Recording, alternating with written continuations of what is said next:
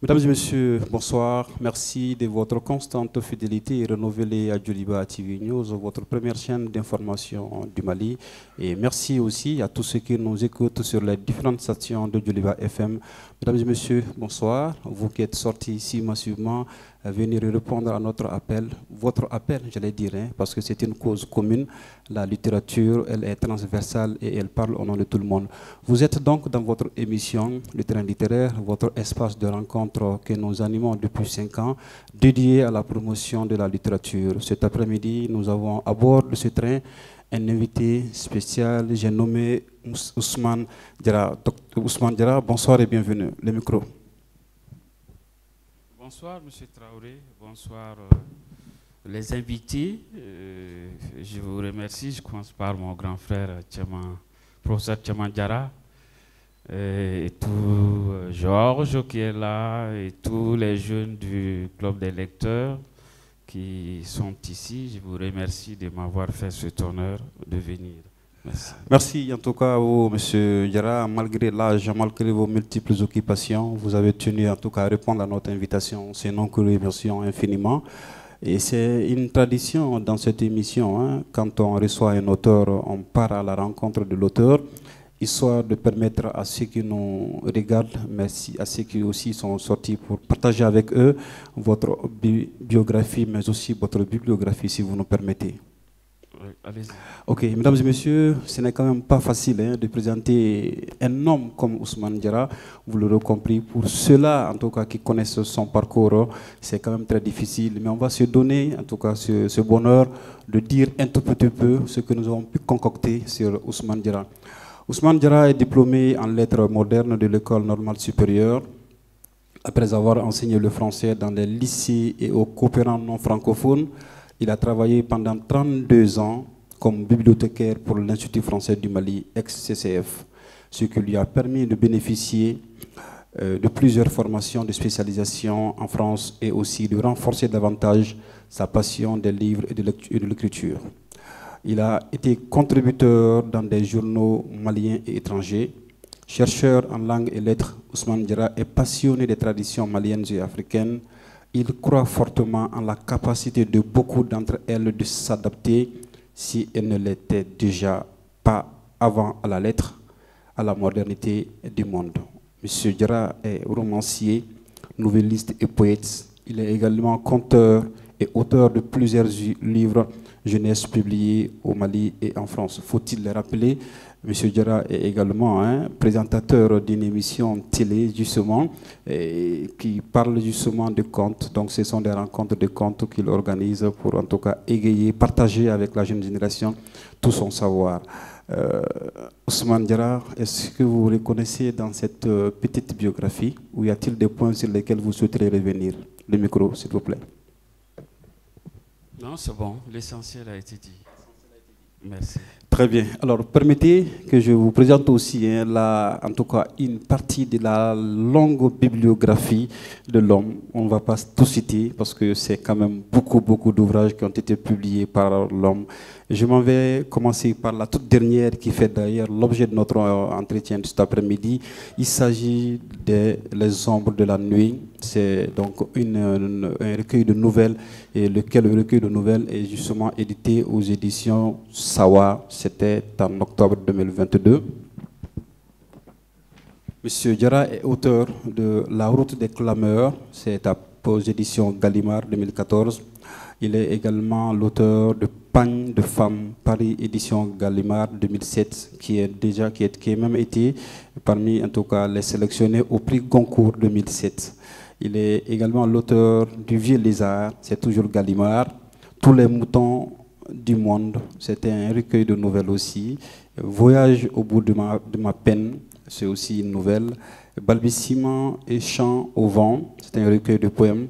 Pour les livres de jeunesse, voilà, vous l'aurez compris parce que nous avons dit que c'est quand même un excellent mais aussi un éminent conteur. Il a donc écrit La longue marche des animaux assoiffés, Néné et la chenille, Les jumeaux à la recherche de leur mère, La princesse capricieuse, La ruse du grand Kalao. Voici, mesdames et messieurs, entre autres, voilà les œuvres que nous avons quand même pu ramasser. Ce n'est qu'en tout cas une liste, et cela n'est vraiment pas exhaustive. Mesdames et messieurs, sous vos ovations, Ousmane Diarra.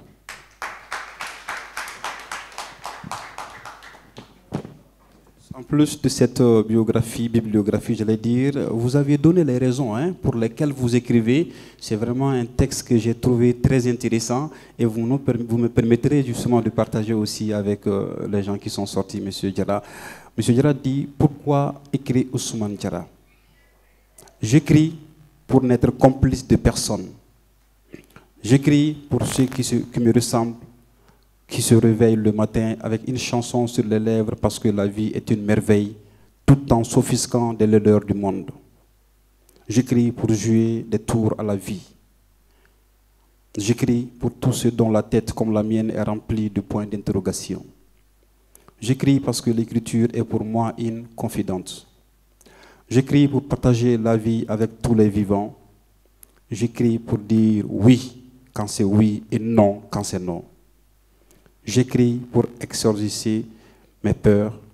J'écris surtout pour me faire plaisir. Sous vos ovations, mesdames et messieurs, Ousmane Diarra.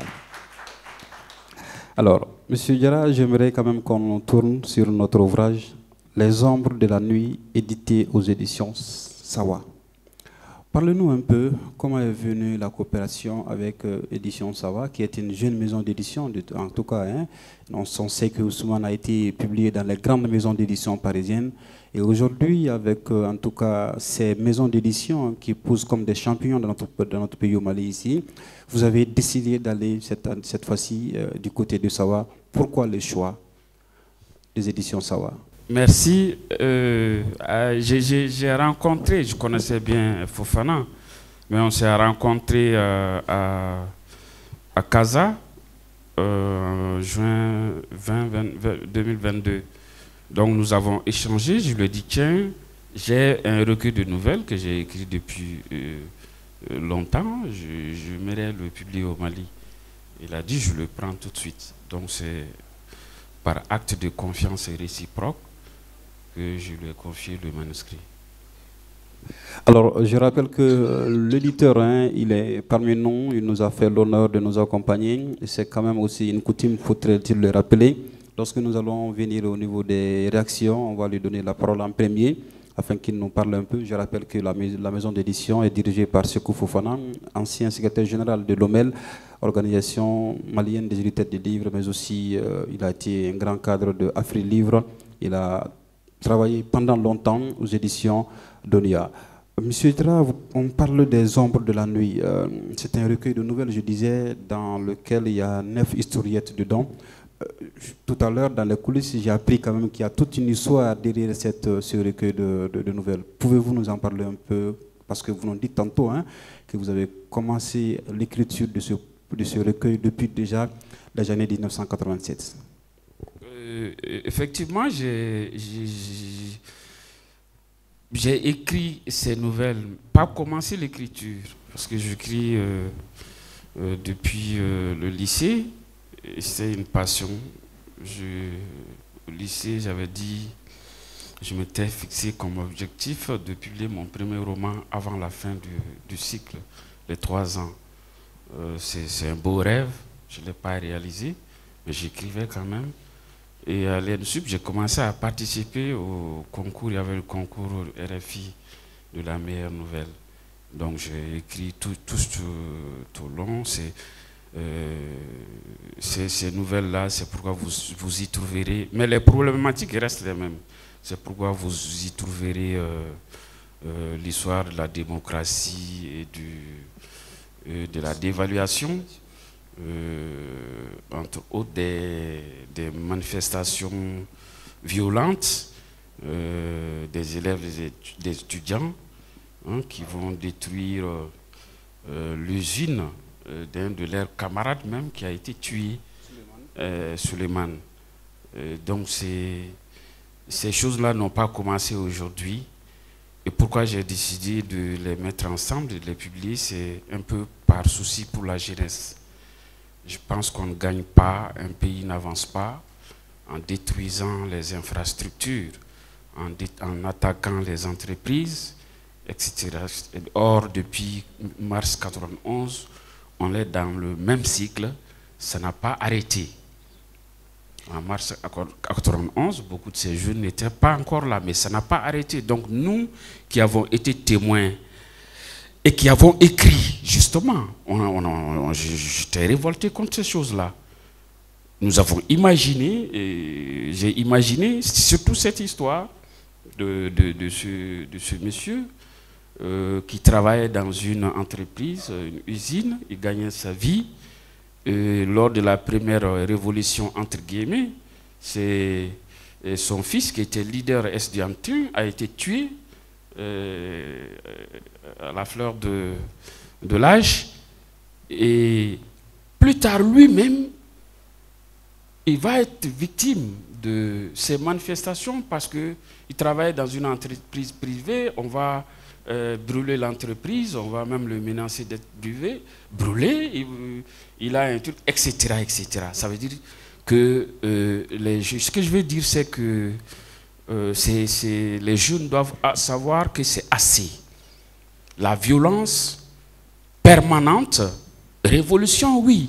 Il y a eu une révolution, mars 91. Mais après mars 91, il y a eu tellement de manifestations. L'Assemblée nationale a été brûlée. J'avais d'autres manuscrits que ça, qui ont été brûlés à Djamena. Donc je pense qu'on ne construit pas, on ne bâtit pas son pays en le brûlant. On ne fait que du sur place. Bien sûr, il faut tenir compte de toutes les contraintes dont les jeunes font l'objet, sont dedans, parce que je l'ai écrit quand même. Quand j'étais jeune, j'avais les mêmes problèmes, mais quand même, j'ai compris que ça ne peut pas continuer comme ça. Oui, mais vous avez quand même bien fait de rappeler l'histoire qui est liée à cette histoire de Mariko, parce que c'est de lui qu'on s'agit, l'homme qui avait des pondeuses qui finalement vont toutes partir, laissant la première femme qui va rester auprès de ses 14 enfants. Alors moi, quand j'ai lu cette première partie, voilà, La fin des mondes, c'est ça le titre en tout cas de cette première historiette, j'étais vraiment floué.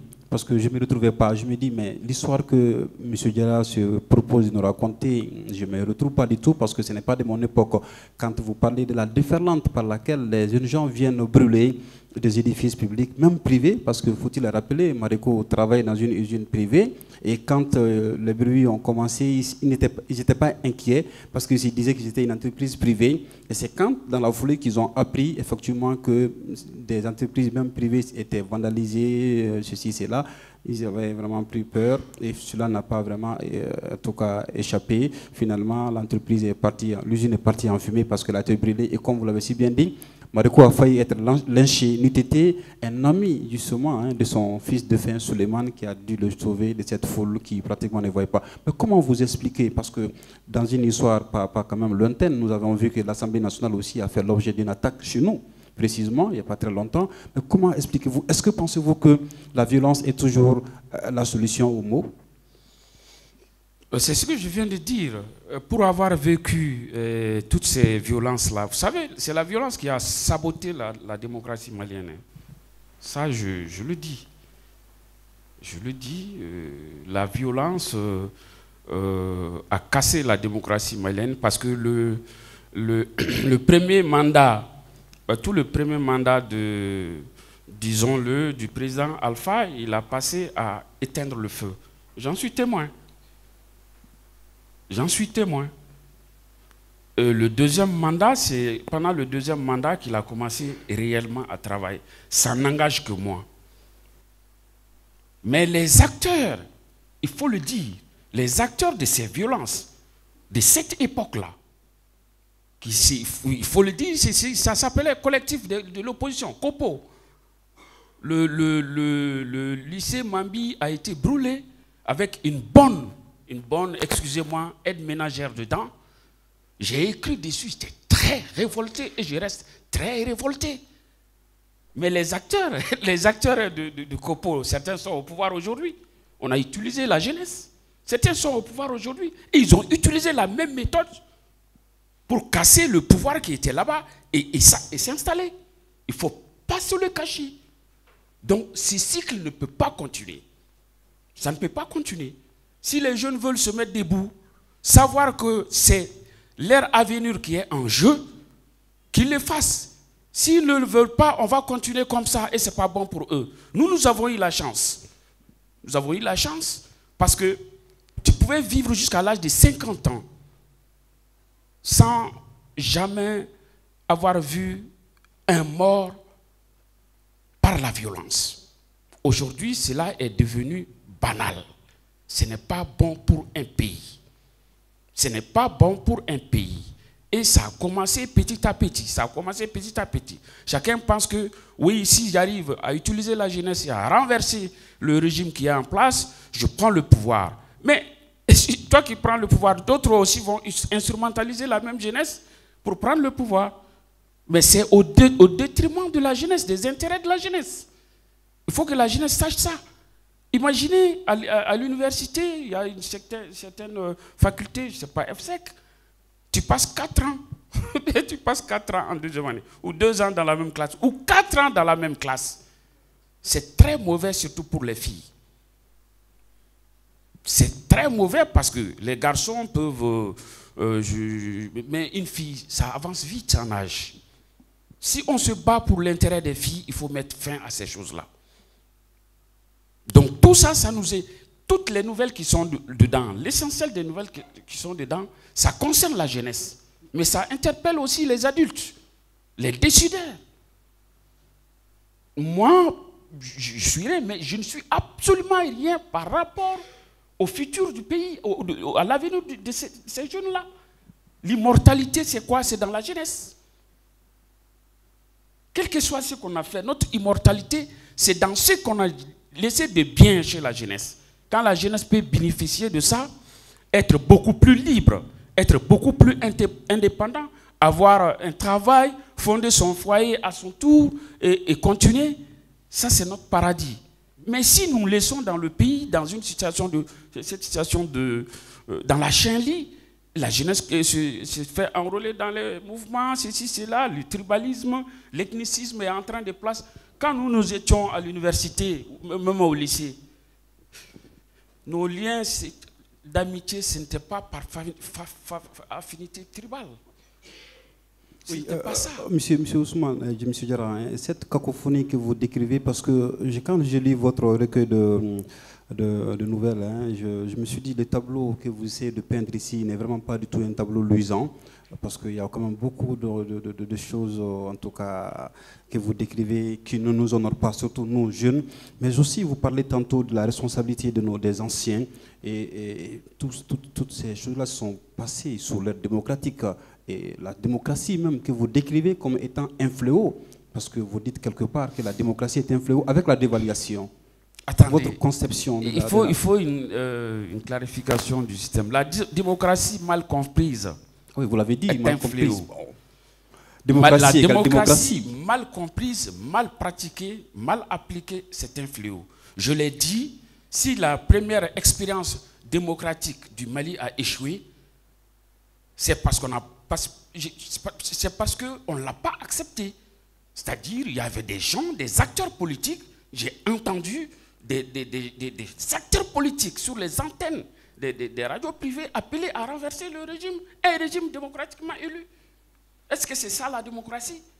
Organiser des marches, boycotts actifs, des marches, attaquer les trucs, etc. C'est cela qui a continué tout le long de notre trajet très court démocratique.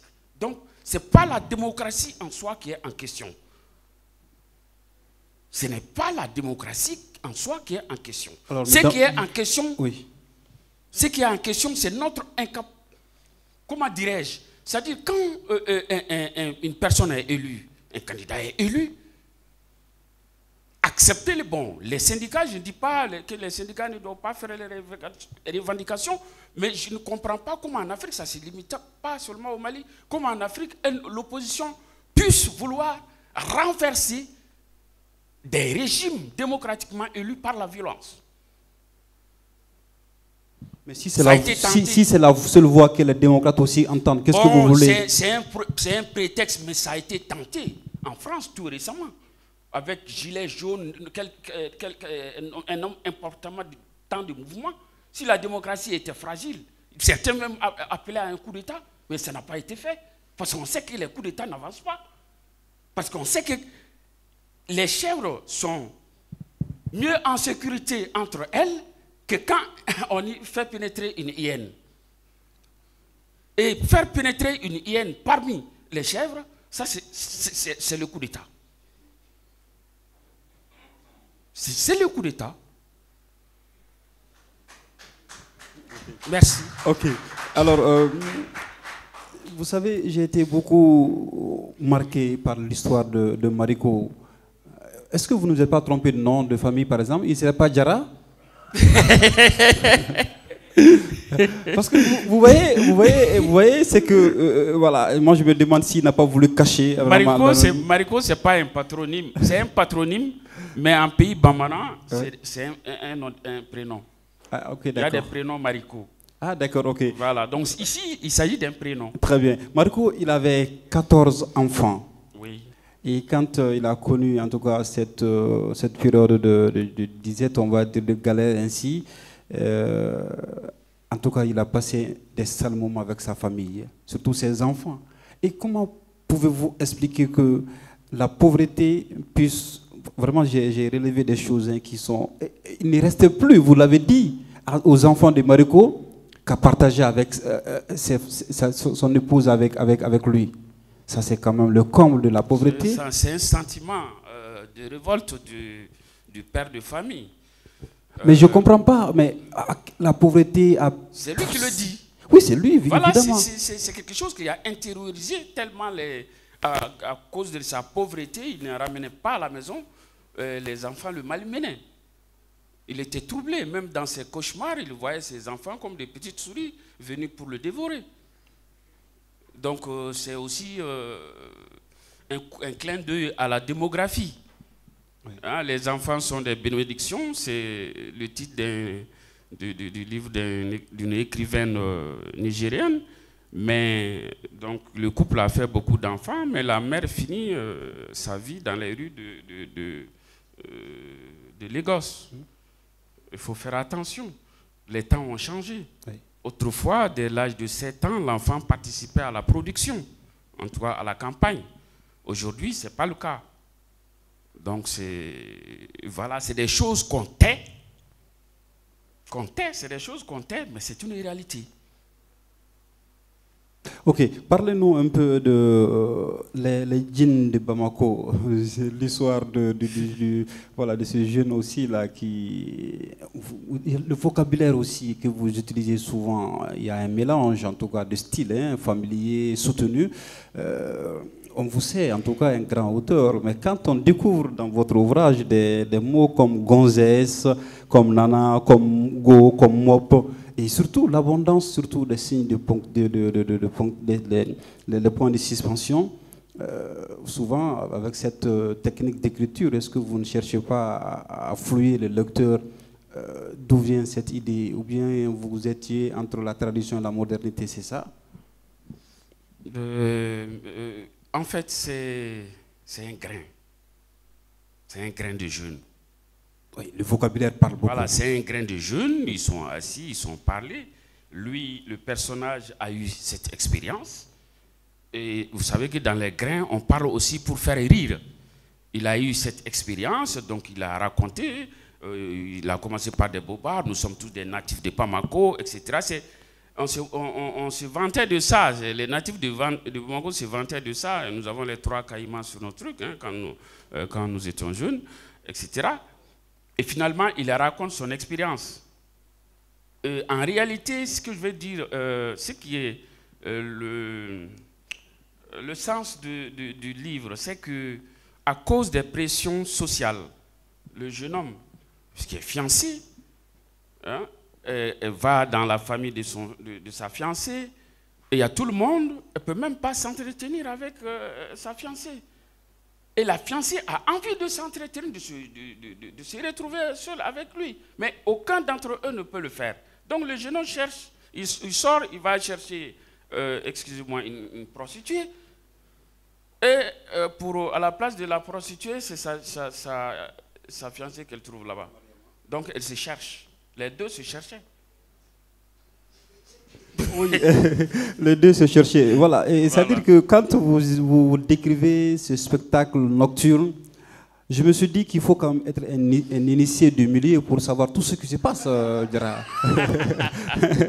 Alors, parce que vous savez, la manière avec laquelle M. Djara décrit ce milieu-là, franchement, je me suis dit, quelque part, il dit, hein, il y a au niveau de l'université, par exemple, vous décrivez ces panthères-là comme étant les plus fraîches, les plus douces et même les plus chères. Parce qu'à ce niveau-là, effectivement, ce n'est pas donné à tout le monde. Et c'est là, effectivement, que le jeune Jean va rencontrer sa fiancée qui s'était déguisée en djinn, qui est Mariama. Comment avez-vous fait, M. Djara, pour nous décrire ce milieu-là? J'ai imaginé. J'ai imaginé. D'accord, en tout cas... Je n'en ai aucune expérience. Je vous l'ai dit, franchement, même les fêtes... entre étudiants, les dancing, moi, j'y participais pas. Oui, parce que j'étais quand même très surpris quand vous parlez même de l'accoutrement, parce que les panthères, parce que c'est ce terme que vous le décrivez, savent que quand tu es bien habillé comme toi aujourd'hui, un gentleman bien mis, voilà, et quand tu pars, on sait que tu es friqué et il y a ton prix. Des gens comme moi qui sont habillés avec des habits de haillons aussi ont leur prix. Quand je lis ce passage-là, je me suis dit, ben tiens, alors là, il a vécu, hein, mon cher Djara.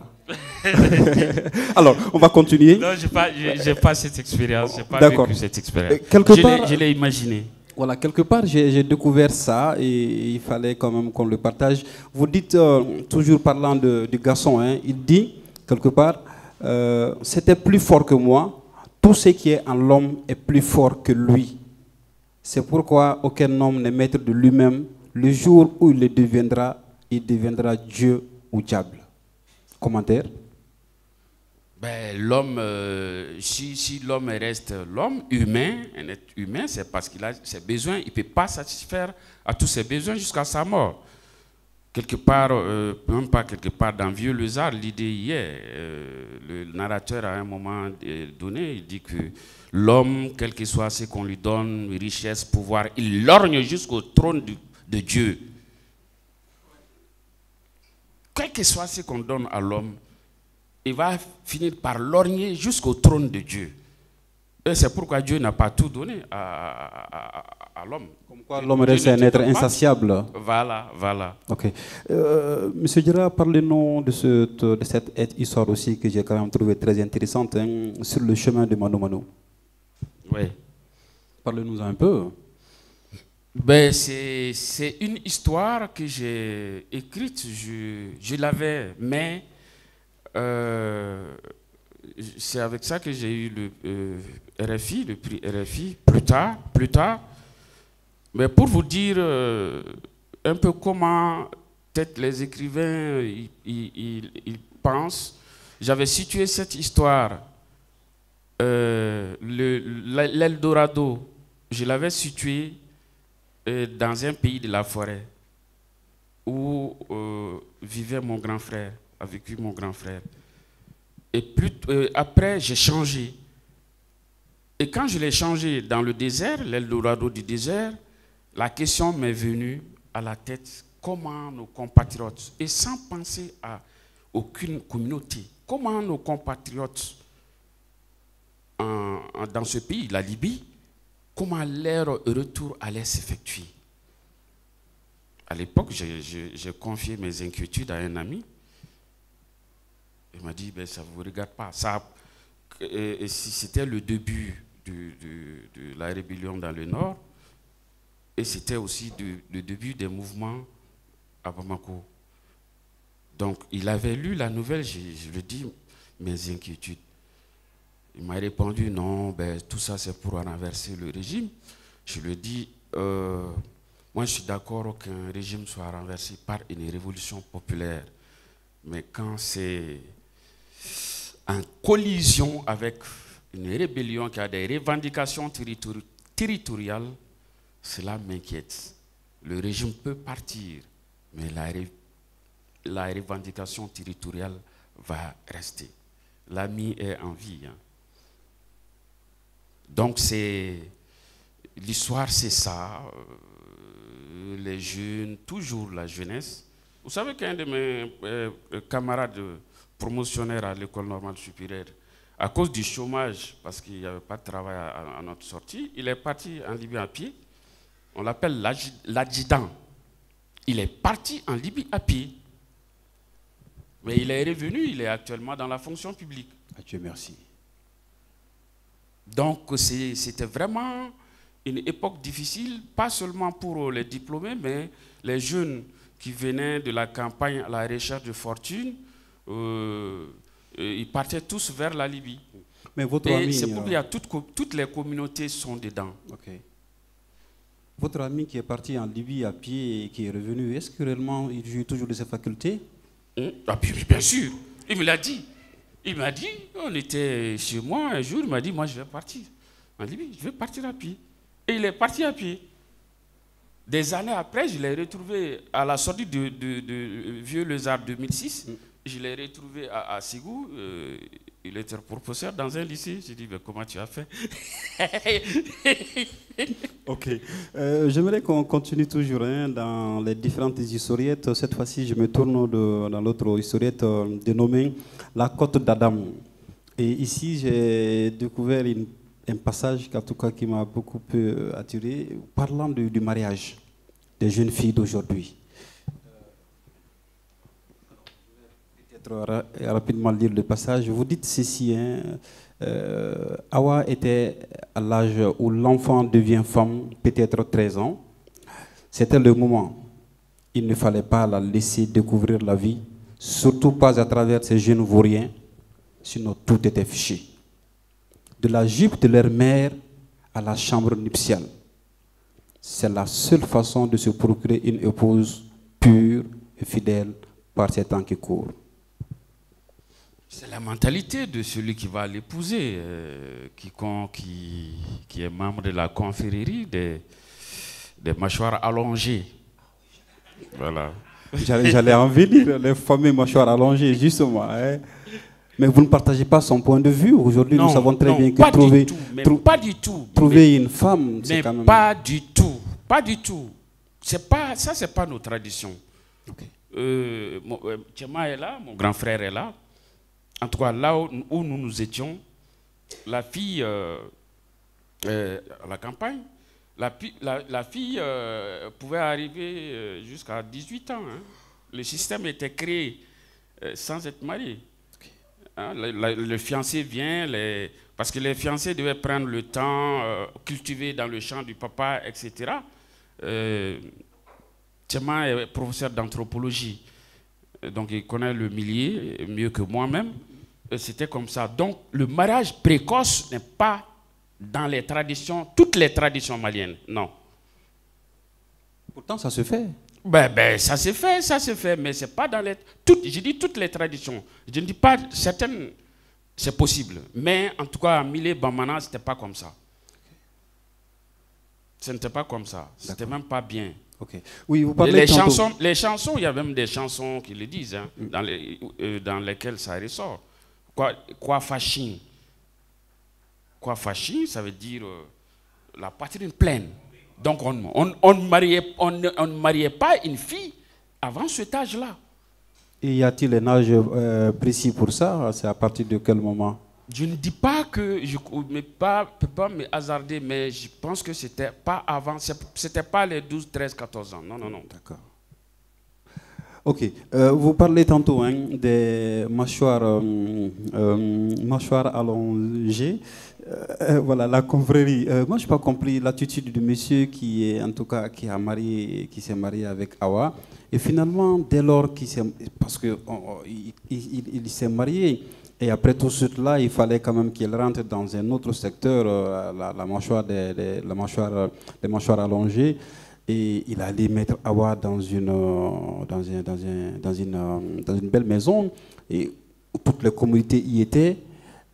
Donc, du coup, la liberté de la jeune dame était même restreinte, on va dire ainsi.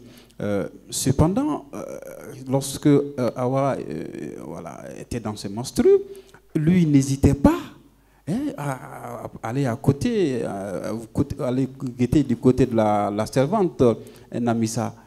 Et finalement, puisque c'était un homme en tout cas très, vous l'aurez compris, parce que vous aimez aussi abréger vos choses, hein. Voilà, donc alors finalement l'histoire avec Namissa va finalement mal se terminer parce que Awa va apprendre que Namissa serait enceinte de son mari et du coup elle va même décider de quitter. Racontez-nous un peu cette affaire, cette histoire, M. Diarra. En fait, il y a des gens, et c'est malheureux, il y a des hommes qui pensent que les besoins de la femme se limitent aux besoins matériels. Le monsieur même l'a dit, je t'ai donné tout, etc. Il n'intéresse que peut-être de voir les étoiles, de pouvoir regarder les étoiles du ciel, et je pense que cela ne nourrit pas un homme, etc. Donc c'est une mentalité qui est là. La femme, elle a les mêmes besoins de liberté que nous, que les hommes. Les mêmes besoins de liberté que les hommes. D'ailleurs, et on peut dire c'est dans nos traditions, hein, si le maître, la patronne du Komo, c'est une femme, c'est Nyali. Ça s'appelle Nyali, etc. Donc ça veut dire que la femme avait une certaine liberté dans nos traditions. Okay. Et que des pensées ou des manières importées ont beaucoup terni l'image de la femme et agit sur l'image de la femme de façon négative. Et que certains jeunes se sont retrouvés dans cette position et c'est très malheureux, les filles en souffrent beaucoup, de ne considérer la femme que comme un objet ou comme un bien acquis. D'ailleurs, c'est pourquoi il le compare à ses titres fonciers. Voilà. C'est devenu sa propriété privée. Voilà. Oui. Voilà, l'histoire c'est un peu ça, ça va très mal. Ça va pas se... Mais il va se finir par... C'est lui qui va se suicider. Et quand la justice arrive, ils arrivent à la justice, c'est lui qui défend Awa. Il dit non, Awa ne m'a pas poignardé. Je ne pouvais pas vivre sans elle. J'ai fait comme ce monsieur dans un film japonais. Ça veut dire qu'il s'est fait harakiri. Oui. Il a tenté de se faire harakiri. Et c'est à ce moment qu'il a reconnu la valeur réelle de la femme. D'accord. Je vois que vous êtes trop attaché à la tradition. Elle est quand même très présente dans ce recueil de nouvelles. Aujourd'hui, face à la mondialisation, quelle place la tradition peut encore, quel rôle la tradition peut jouer face à la modernité? Ben, pour moi, ça peut nous permettre de nous aider à ne pas perdre pied. Les traditions bien comprises, parce que les traditions, c'est un mouvement, hein, quand même. Il y a beaucoup de choses qu'on considère comme étant des traditions aujourd'hui qui ne le sont pas. Voilà, donc certaines traditions, les points positifs des traditions, ce qui est positif dans les traditions, si on les récupère, ça va nous être des armes pour nous pour affronter la mondialisation. Vous savez, les Japonais continuent à manger avec leurs baguettes, mais ils sont dans la mondialisation. Ils sont bien ancrés dans la mondialisation. Si on abandonne nos traditions, un arbre qui n'est pas vraiment bien enraciné, il est difficile de faire face à une tempête aussi violente que la mondialisation. De mon point de vue, il faut récupérer certaines de nos traditions. Il y en a dans toutes les communautés. Les valeurs positives humaines existent dans toutes nos communautés. Donc il faudrait que nous apprenions à chercher aussi dans une communauté ce qui est positif dans une communauté qui n'est pas la mienne. Si chaque communauté essaie de « ouais, c'est nous qui sommes comme ça, ouais, c'est nous qui sommes les meilleurs », ça ne va pas marcher comme ça. Il faut aller chercher ce que tu ne comprends pas. Ça t'enrichit. Mais si tu t'arc-boutes sur ce que tu crois connaître déjà, tu n'apprends rien, pratiquement rien. Alors, cette discussion elle est très intéressante, hein, M. Diarra, sauf que nous ne sommes pas les seuls à bord du train. Il y a des passagers qui sont avec nous. Et vous savez, le train littéraire, c'est en tout cas l'un des rares espaces où on donne en tout cas la parole au public de pouvoir échanger avec l'auteur de façon directe. Et donc, je vais devoir m'arrêter là et donner justement la parole à ceux qui désirent la prendre pour poser des questions, faire des témoignages, mais surtout, prière, soyez succincts dans vos interventions. On va donc, comme je l'ai dit au début, donner la parole à M. Sekou Fofana qui est là. C'est donc le patron des éditions Sawa. 2 mots pour Sekou. Voilà, Sekou. Merci. Merci d'acclamer, mesdames et messieurs, pour Ousmane Diarra.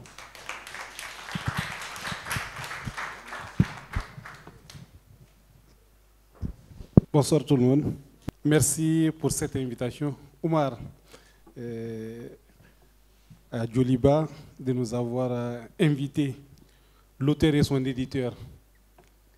Je vais d'abord commencer par un témoignage. M. Ousmane Diarra, que nous avons rencontré au début des années 2000, on était étudiants à la faculté des lettres, langues et sciences humaines, qui était à l'INSUP à l'époque. Tous les midis, on quittait l'INSUP pour venir au CCF. Et nous avons créé un club intitulé Club culturel des élèves étudiants du Mali. On voulait un peu rivaliser avec l'AIM, mais on n'avait pas les ressources suffisantes pour les faire. Et Ousmane était un de nos mentors, avec Serafili Django, un autre auteur que nous connaissons bien, que nous aimons. C'est eux qui nous ont accompagnés dans la création de cette association qui était un club au départ, qui est devenu une association par la suite. Notre attachement au livre, c'est aussi dû à leurs conseils.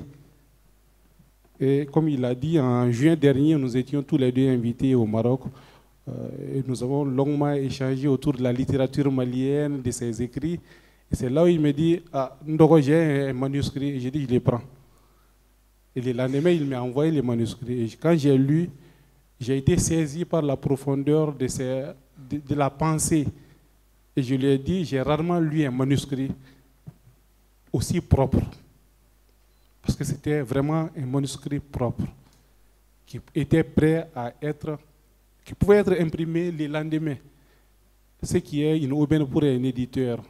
Vu la qualité des manuscrits que nous recevons, vraiment j'étais très très content d'avoir un auteur de la trame de Ousmane Diarra.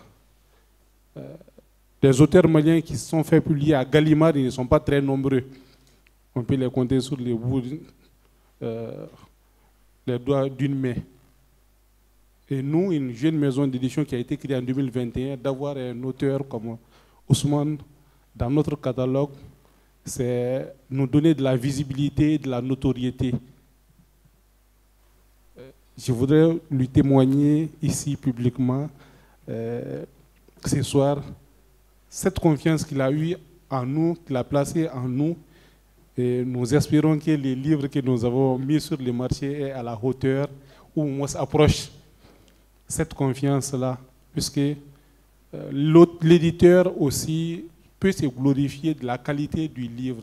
Si le livre n'est pas bien fait, ça déçoit l'auteur. J'espère que je n'étais pas déçu en produisant un livre dont la qualité n'est pas à la hauteur de tes souhaits. Pas du tout. Donc vraiment, merci à l'assistance. Je pense que le livre est disponible. Et merci beaucoup. Merci beaucoup, mesdames et messieurs. Bonsoir à vous. Je m'appelle Siaka Koulibaly du Club de lecteurs du Mali. Je voudrais intervenir sur 3 points fondamentaux. Je tiens à remercier tonton Ousmane pour tout ce qu'il fait pour la jeunesse et précisément pour le Club de lecteurs du Mali. Je peux même dire sans me tromper que si le club est ce qu'il est aujourd'hui, c'est grâce à lui. C'est lui qui nous accompagne, c'est lui qui nous oriente sur les thématiques que nous choisissons au sein du club. Alors, les témoignages n'en cessent pas. Cependant, je vais m'intéresser à l'ouvrage que j'ai lu et présenté d'ailleurs lors du lancement.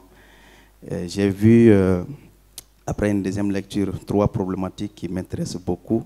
La première concerne la démocratie et les révolutions qui ont été menées afin que la démocratie puisse être instaurée. Alors, vu toutes ces révolutions qui ne débouchent pas sur grand-chose, peut-on en déduire que la démocratie malienne est mal partie? Première question. Omar va retenir les questions. Voilà, lui, il a encore l'esprit frais. Je pense qu'il est en mesure de retenir les questions. La deuxième question concerne les conflits des générations, que je mets entre guillemets. Peut-être pour vous, ce n'est pas un conflit. Quel est l'élément déclencheur du conflit des générations ayant creusé le fossé entre les anciens et les nouveaux? Autrement dit, entre les aînés et les jeunes. Enfin, peut-on en déduire que l'échec de la jeunesse est la conséquence directe de l'absence de repères et ou de modèles? Je vous remercie.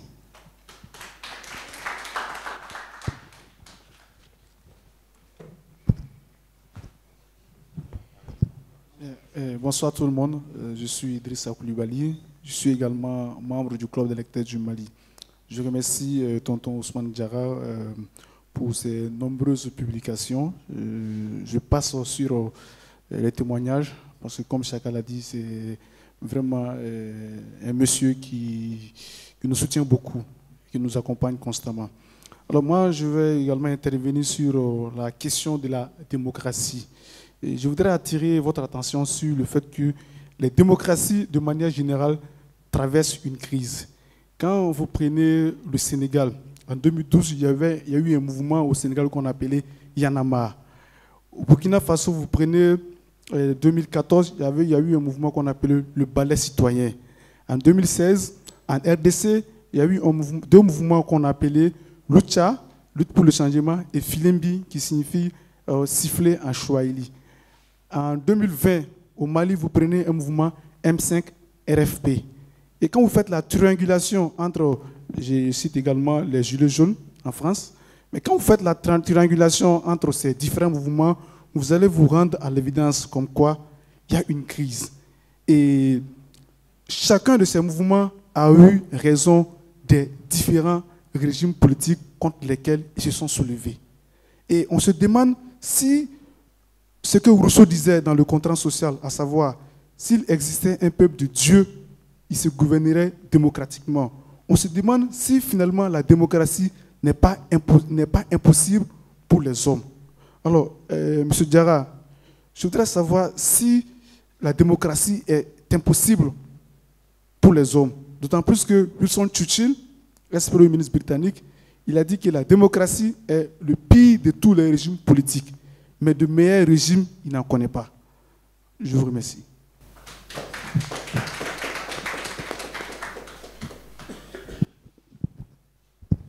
Merci beaucoup.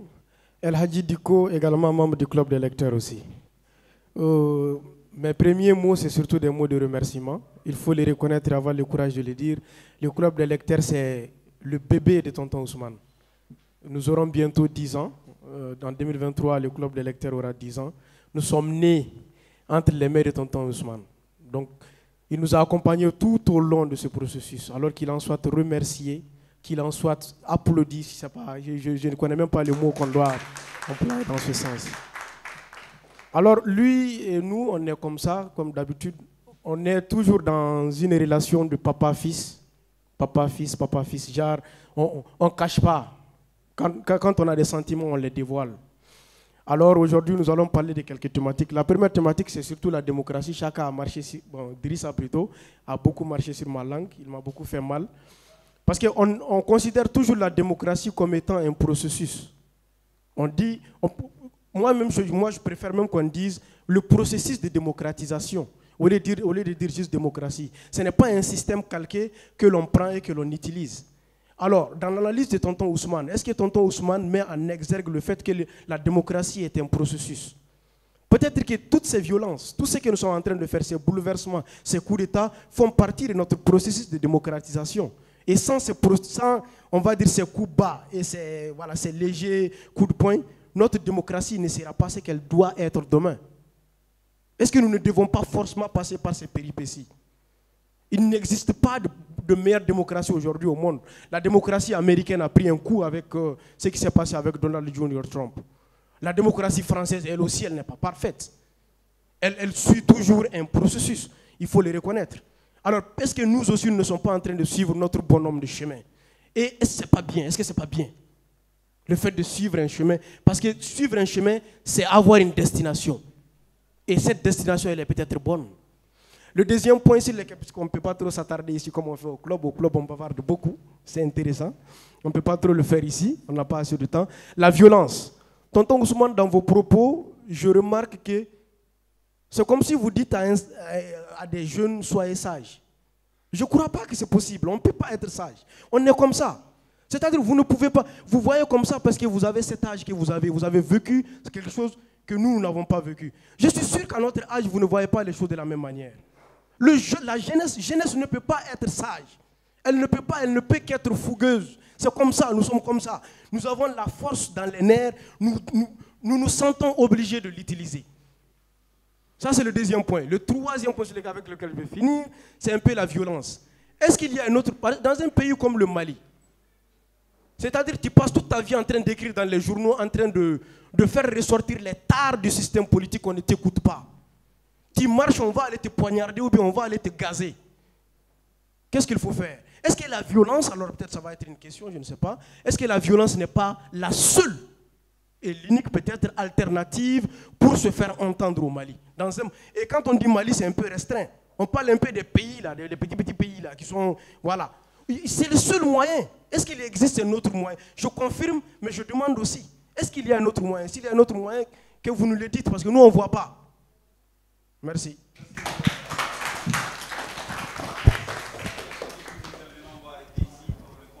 Prenez votre micro, s'il vous plaît. Nous sommes très sérieusement pris par le temps. Ah, le doyen veut parler? Ben, allez-y, rapidement. Bon. Moi, c'est simplement un remerciement. Ensuite, je viens d'apprendre que cette émission, c'est tous les mois. Ce que je ne savais pas. Je sais que Ousmane anime des émissions, mais je ne savais pas que tous les mois vous êtes là. Et quand j'ai dit à Ousmane que je vais venir, il me dit tu es fatigué, reste à la maison. J'ai dit non. Et tu as parlé du dernier train.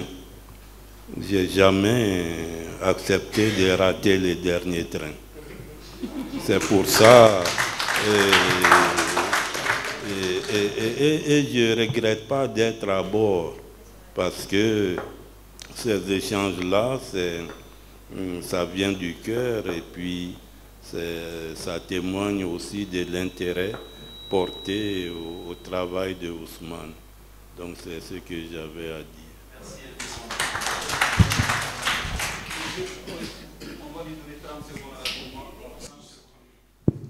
Merci à Ousmane Diarra pour sa remarquable production. Moi, je ferai simplement une petite remarque sur le fait que son œuvre s'inscrit dans l'histoire littéraire africaine et que quand il parle d'imagination, c'est la liberté absolue de l'écrivain. Même Balzac a imaginé des situations qu'il n'a pas personnellement vécues. Je crois que ce qui caractérise l'écrivain, c'est nous amener dans le monde de l'imaginaire. Merci. Monsieur Ousmane, allez-y, prenez votre micro. On va essayer d'aller très vite. On ne va pas pouvoir répondre à toutes les questions, mais il y a des questions en tout cas qui sont des questions similaires, hein, parce qu'il y a beaucoup qui ont parlé de la démocratie. Mon jeune frère Chaka Koulibaly disait tantôt Baudelaire. Hein, voilà, c'est comme ça qu'il s'est fait appeler Baudelaire, qui est beau dans l'air. Alors, la démocratie est-elle mal partie? C'est une question qu'il a posée. Au Mali, justement, hein, et Drissa aborde dans le même sens, hein, la démocratie est-elle impossible pour les hommes? Et El Hadji dit, la démocratie est-elle un processus?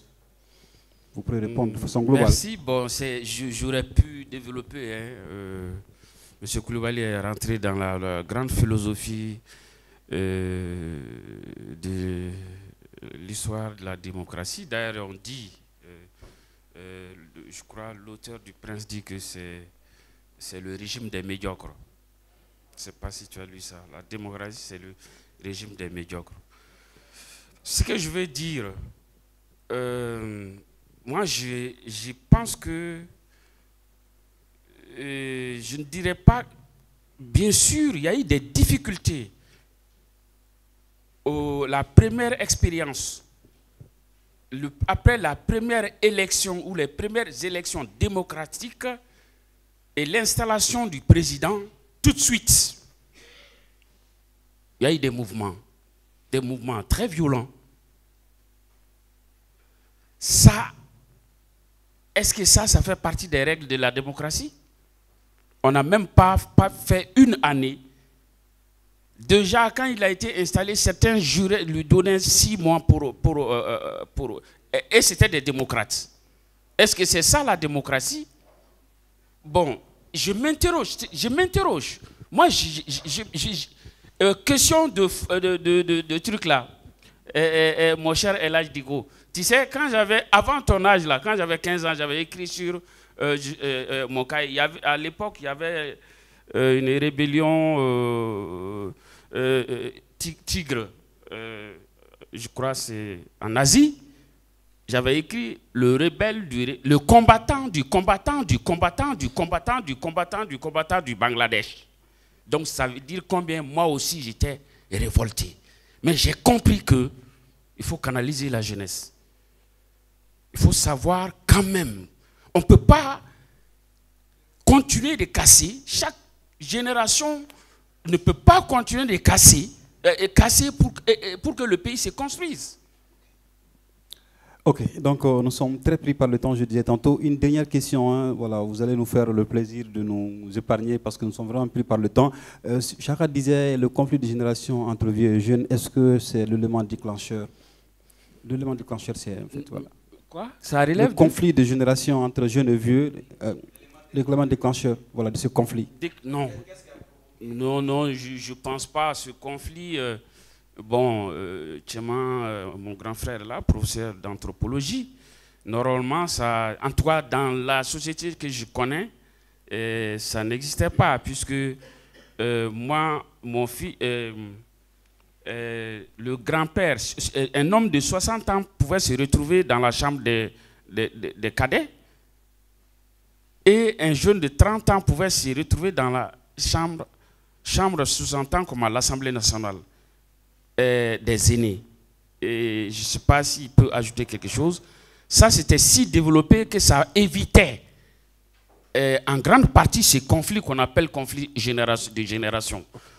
Parce que les jeunes de 20 ans, 25 ans, 30 ans se retrouvaient avec des hommes de 60 ans.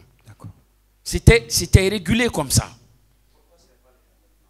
Pourquoi ce n'est pas le cas maintenant? Vous voulez que pourquoi il n'y a pas de classe d'âge?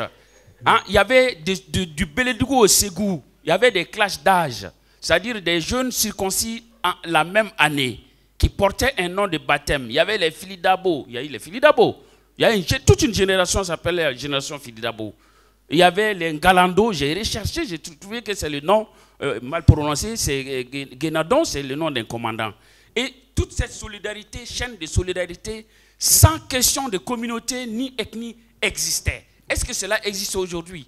On fait circoncire les enfants dans les hôpitaux. Ok, donc les discussions vont se poursuivre dans les coulisses. Nous sommes très pris par le temps. Monsieur Diarra, ce fut un plaisir. Votre mot de la fin pour le public, mais aussi pour ceux qui nous regardent et nous écoutent sur Djoliba TV et Djoliba FM. Votre mot de la fin. Remerciement. Je remercie Djoliba TV de m'avoir une fois de plus donné cette chance, cette opportunité de m'exprimer autour de mon livre. Je remercie tout le public venu, surtout mes amis les jeunes du club des lecteurs et de toutes les organisations. Je connais Elhadji, j'aurais voulu le boxer un peu, mais le temps ne le permet pas. Je remercie aussi vos téléspectateurs et vous-même. Je finis par mon grand frère qui a fait le déplacement. Merci. Merci bien. Mesdames et messieurs, c'est ce qu'il fallait justement retenir de ce train. Je rappelle que c'est le dernier train de l'année. Nous avons eu beaucoup de plaisir à vous le présenter et nous vous souhaitons de passer de très bons moments de télévision accompagnés des programmes de Djoliba TV News.